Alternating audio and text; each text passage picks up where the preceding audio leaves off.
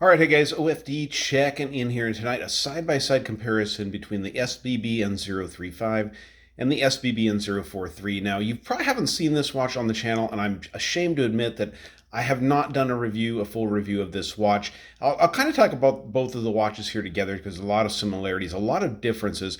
But this watch, whoops, I don't want to drop it here on camera, but this watch I recently, I don't want to say recently, probably within the last 3 or 4 months, I did a trade with a friend. He sent me a picture of this. It came into their shop, brand spanking new, or pretty much brand new. It looked unworn, and I love the tuna series. I love these quartz tunas with the 7C46. It's a completely bulletproof movement and stuff. And I have this one, the older, not even older, but the now discontinued 035. Which has the Marine Master on the dial and everything. And I love this watch. Probably don't wear it enough, but I thought it would be really cool to add one of the newer, more modern versions to the stable. And so I actually, a little bit ashamed to say, but I did trade a number of watches. I didn't want to pay any money out of pocket for this watch.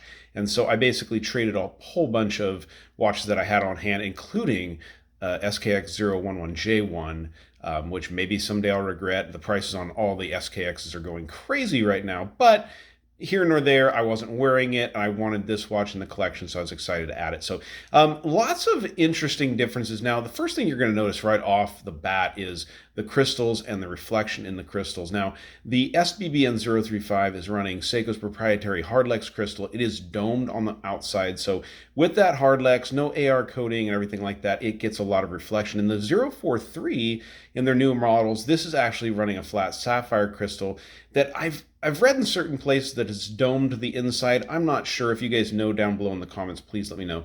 But I really love the color scheme on this watch. I actually love it on both watches. I love this. I think they call this the Ninja Tuna. You guys correct me again if I'm wrong in the nickname. I kind of lose track of nicknames on the tunas, especially these black ones, because there's Darth, there's Ninja, there's all kinds of different things. But I think we've got a couple really nice looking watches here. Now, looking at the dials, you guys can see that pretty much the layout is very similar. You do have some differences down below at the indices at the 6 o'clock position. You guys can see you have these kind of curved indices over here. And then at the 12 o'clock, you have the triangle, but you have that little bump up there at the top of it. So that's different.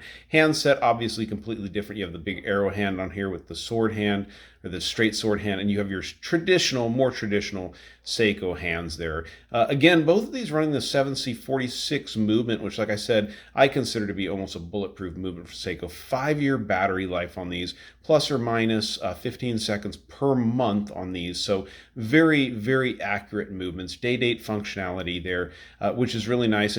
But with both of these watches, I mean, if you look at the second hand, I really feel like both of these are dead on as far as hitting the indices goes, which is nice. JDMs, so they both have the Japanese or the kanji dial on them there, which is really cool. So I'm going to go ahead and set this one down, the 035 down, because we've done a full review of this one. I've done a full review in the past, but I did want to kind of bring this one up here and talk about it a little more. And as far as the bezel features and everything, the same on both of the watches here. And this one, for some reason, does have some you can't really hear it. It does have some different sounds in the bezel when you spin it kind of fast, down around between the 7 o'clock and the 4 o'clock position there. Not sure if it got dirt in there at one time or something like that, but no, here nor there, everything lines up. It works really great. But looking at the case on this, you have this brushing on the case and everything like that. So I think it's a great looking watch. If you're not familiar with the sizing on these watches, you're looking at basically 47.3 millimeters at the base of the case, tapers up to 44.3 here. Dial on the watch is at 30 millimeters. You have 22 millimeter lug openings, and the watch is about 14 millimeters of thickness. Now, on the SBBN 035, this is a PVD coated case and everything, but as far as dimensionally, it's exactly the same dimensionally. So interesting that the 035, I got this at a real good deal a while back, and I noticed that since it's been discontinued, like a lot of Seikos do, it's really going up on the market as far as the pricing goes.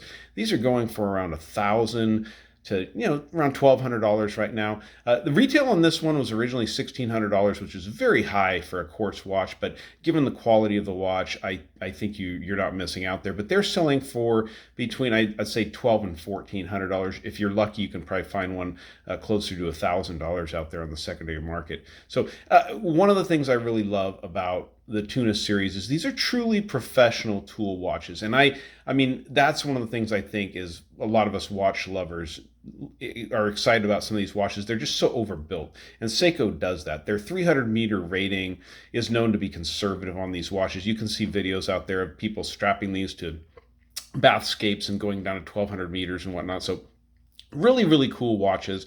Very, very nice. Let's dim the lights and let's do a lume comparison between these two watches. Because as you can see, this one kind of has that faded patina here, and this one has that just bright, bright look to it. So another thing I wanted to point out too is both, at first it's hard to notice, but both of them do have this beautiful polished bezel insert. I think because on the 035 you're going up against the Hardlex crystal, it doesn't look quite as shiny as it does on the 043, but believe it or not, they are both absolutely beautiful. Another difference I want to point out real quick before the lume shot, what I think is really cool, this actually has its own little Hardlex crystal. Let me see if I can zoom in here and show you guys. It has its own little Hardlex crystal up here for the lume pip on the bezel at the 12 o'clock position. I think that's just really a cool touch, you know, something definitely different, definitely cool on the watch altogether. So, all right, so let's pause it and check out the lume on these two watches. You know, so I have not even hit these with the light to lume up my watches, and I think that's incredible. Seiko's proprietary lume, I think it's Lume Bright, is just absolutely amazing. It always is, especially on these professional grade watches, tool watches like this. They want to make sure that glows forever. And actually, I'm not in a completely dark room here, guys. There's quite a bit of light coming in through the back window, but you know, tunas, there you go. What do you guys think? Are you a bigger fan of the older style with the Marine Master, the professional logo, or you're more of a fan of the Prospex, you know, the newer version of these watches? I mean, I think you can't really go wrong with either one. Maybe a small benefit in that sapphire crystal with the reduction of the glare on the watch may be good, and obviously the scratch resistance capabilities of that. But really, two nice looking tunas. Glad I have these in the collection. Guys, you like the video, give me a thumbs up down there at the bottom. And if you've not subscribed to the OFD channel yet, please do. Please do. Thanks, guys.